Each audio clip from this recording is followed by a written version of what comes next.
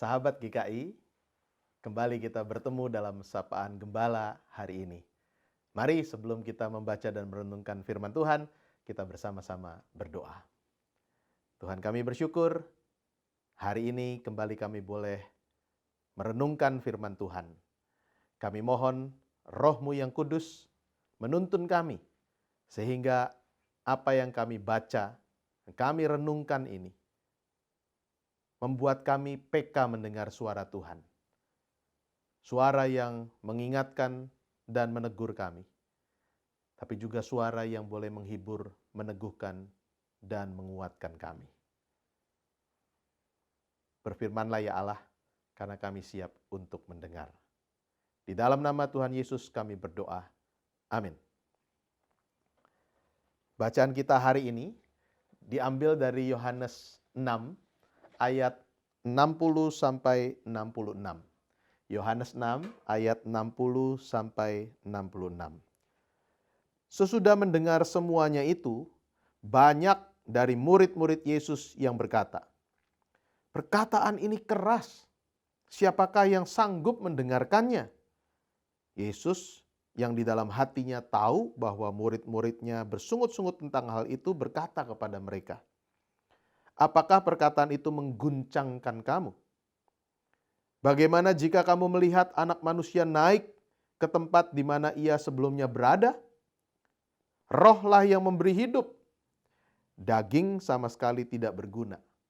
Perkataan-perkataan yang kukatakan kepadamu adalah roh dan hidup. Namun, di antaramu ada yang tidak percaya."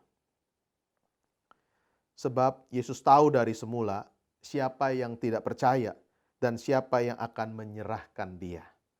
Lalu ia berkata, "Sebab itu telah kukatakan kepadamu, tidak ada seorang pun dapat datang kepadaku kalau tidak dikaruniakan Bapa kepadanya." Mulai saat itu, banyak muridnya mengundurkan diri dan tidak lagi mengikut dia.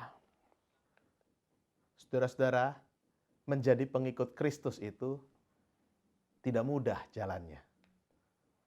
Orang Kristen mula-mula berhadapan nyata dengan berbagai penderitaan hebat karena kekristenan mereka. Betapa sering orang Kristen dianiaya, ditangkap, dijatuhi hukuman tanpa diadili, bahkan dibunuh, dijadikan lampu taman hidup-hidup, dijadikan mangsa binatang buas di tengah sirkus. Ada yang kemudian tidak kuat dan mundur dari imannya, menuruti kehendak penguasa pada masa itu.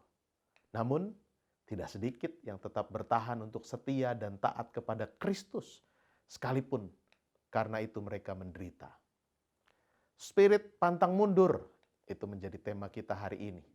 Tidak mudah untuk tetap bertahan dan taat di tengah situasi yang menghimpit sebagai anak-anak Tuhan.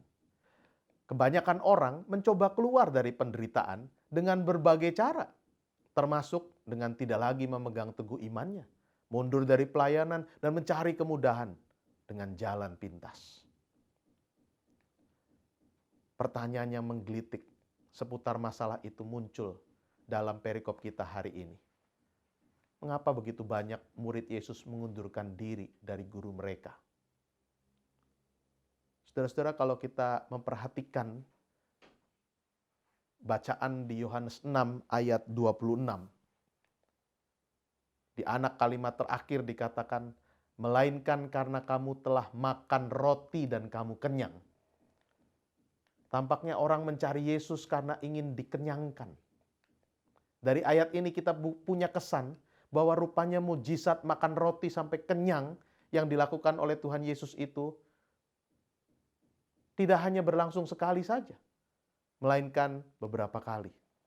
Orang kemudian berubah motif dari mencari dan mengikut Yesus karena yang primer, kemudian jadi sekunder. Sementara yang sekunder berubah jadi yang primer. Tadinya roti hanya memenuhi kebutuhan yang memang urgent, manusiawi.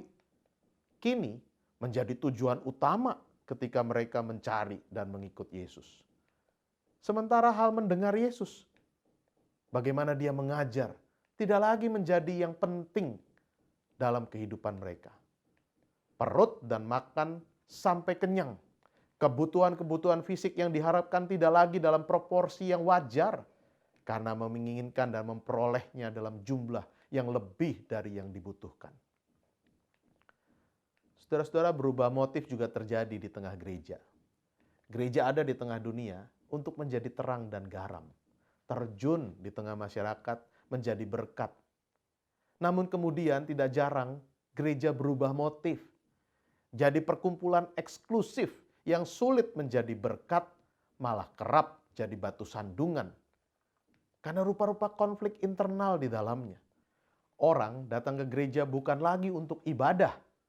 Dalam bahasa aslinya dipakai kata abodah. Mengabdi dan melayani Tuhan dan sesama.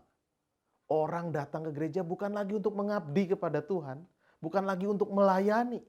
Tapi untuk mencari kepuasan dan pemuasan diri. Ingin mendengar khotbah yang menarik, lucu. Bisa melepaskan beban yang berat. Bisa bertemu dengan rekan, bahkan rekan bisnis.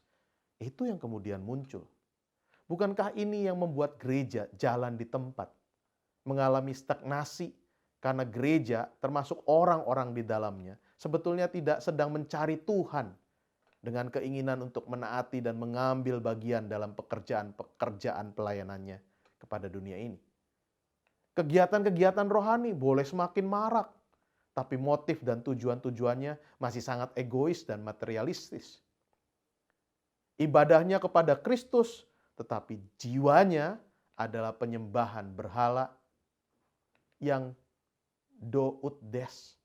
Tujuannya adalah kepuasan diri sendiri saja. Maka tidak aneh ketika kemudian tidak ada roti lagi. Orang-orang yang tadinya begitu antusias mengikut Yesus, lalu mengundurkan diri. Mereka tersandung, dipakai kata skandalon.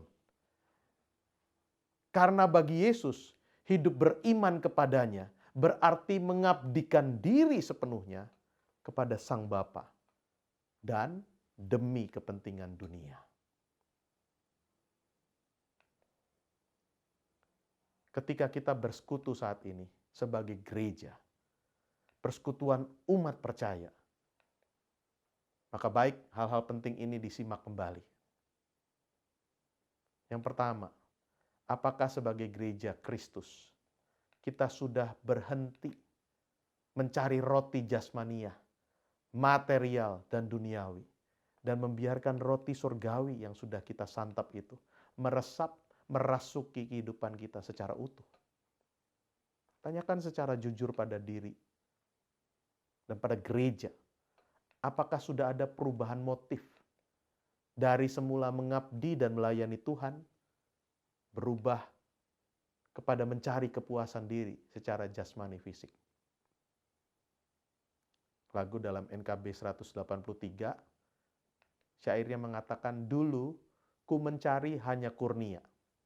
Dulu hasrat diri ku ikuti terus.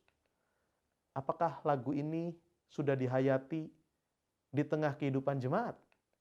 Sudahkah ada perubahan motif? Sehingga seperti NKB 183 mengatakan, kini ku beroleh yang memberikannya. Itu yang lebih penting. Bukan karunia-Nya yang kita kejar dan cari-cari, tapi Sang pemberi karunia itu yang kita cari dan perlukan.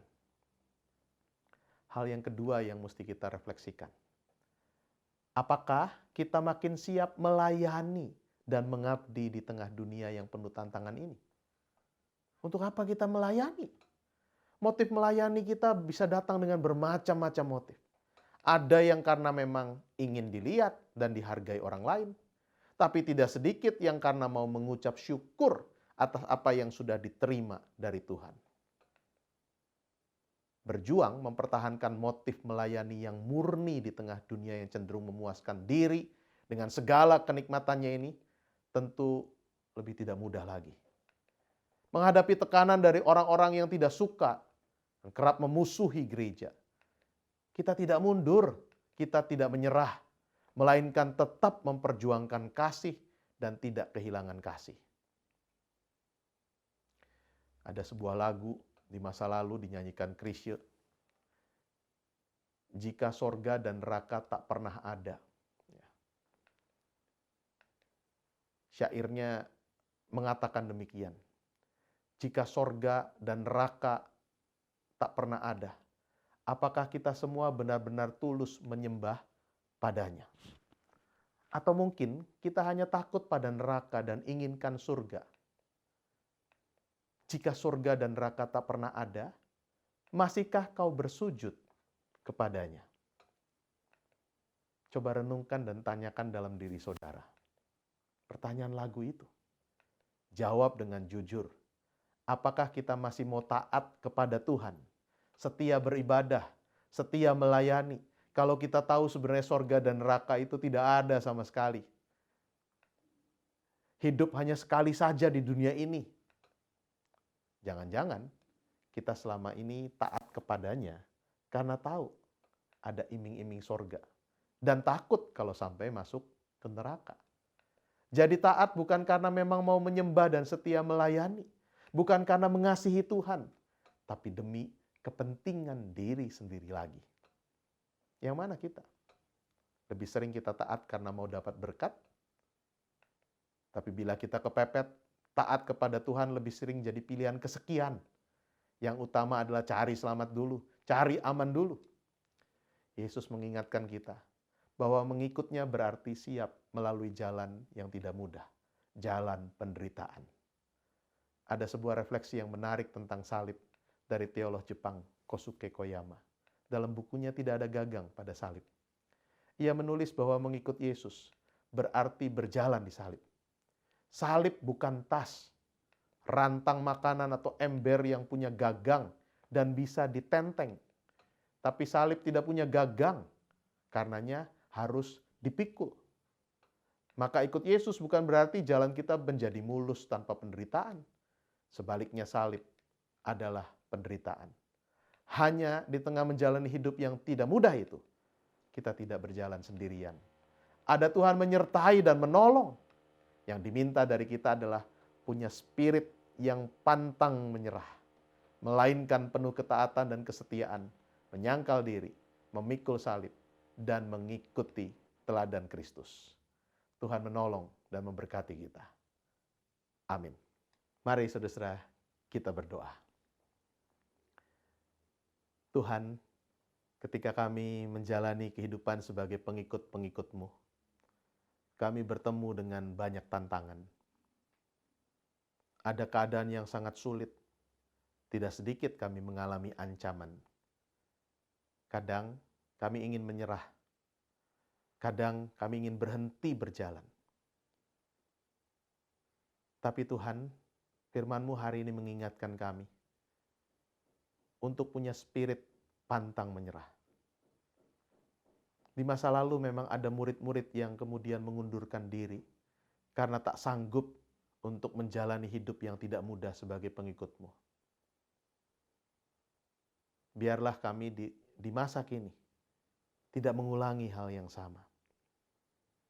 Kami mencontoh murid-murid yang tetap bertahan setia, melanjutkan perjalanan sekalipun itu tidak mudah. Karena kami tahu, kami tidak pernah dibiarkan berjalan sendirian. Tuhan menyertai kami. Tuhan menguatkan kami. Tuhan menopang kami. Tuhan memberi kami jalan keluar di tengah berbagai persoalan yang kami hadapi. Terima kasih untuk firman yang mengingatkan kami hari ini. Kami akan melanjutkan hari kami. Kami akan meneruskan tugas peran tanggung jawab yang Tuhan percayakan pada kami. Kami mau mengerjakannya dengan penuh tanggung jawab dan optimal. Terima kasih Tuhan. Kami naikkan doa ini hanya di dalam nama Tuhan kami, Yesus Kristus, Tuhan dan Juru Selamat kami yang hidup.